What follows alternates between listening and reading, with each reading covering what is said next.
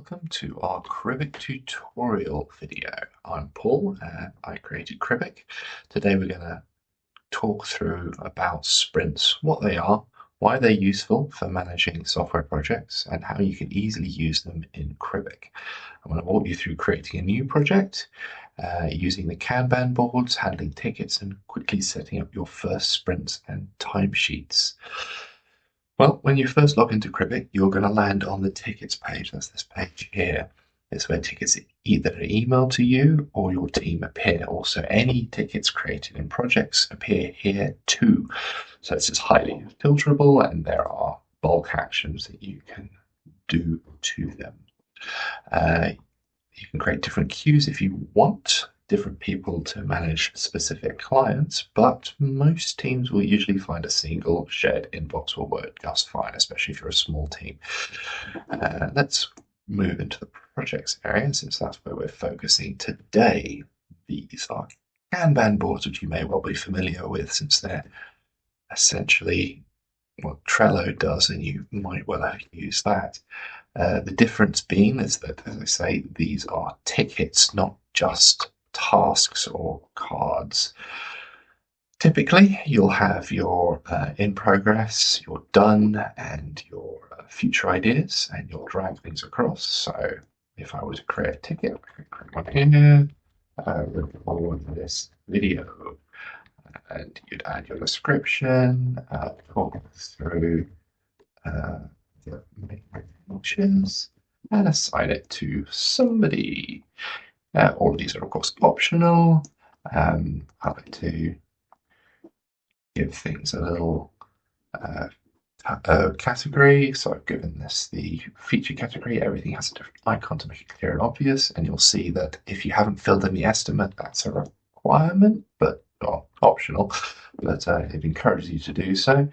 So let's say this is going to take me, I don't know, 30 minutes. Well, we'll just make 5.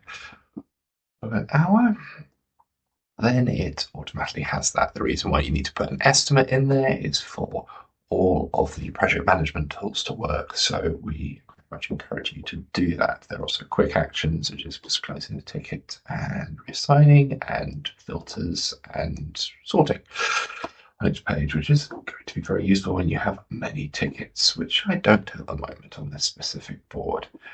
You can create a new project here as you need to. You can have multiple projects assigned to different people. Assignments are done on a ticket level, so you don't actually need to assign them when you create a project, but it is still important when it comes to burn down charts.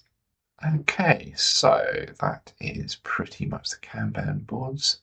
Let's move on to sprints.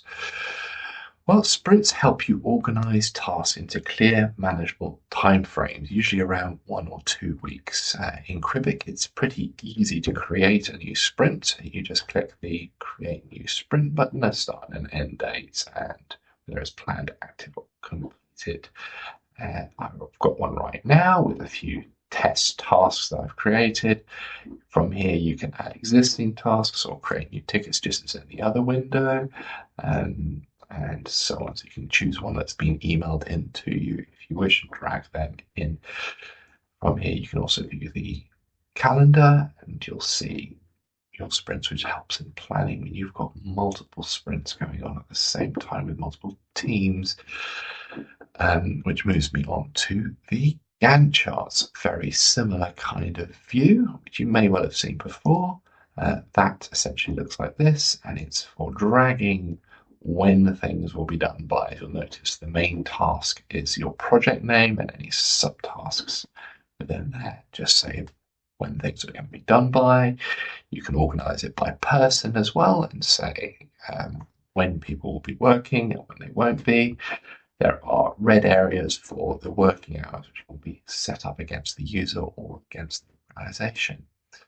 And that is the briefest of brief of sprints, projects, and Gantt charts. So thanks for watching this extremely short video. We'll look into other helpful features like using AI to handle tickets, connecting to your code with Git integration, and managing customer expectations through SLA tracking on a future video. So feel free to subscribe and let me know in your comments what you'd like to learn about next. Thank you. Bye bye.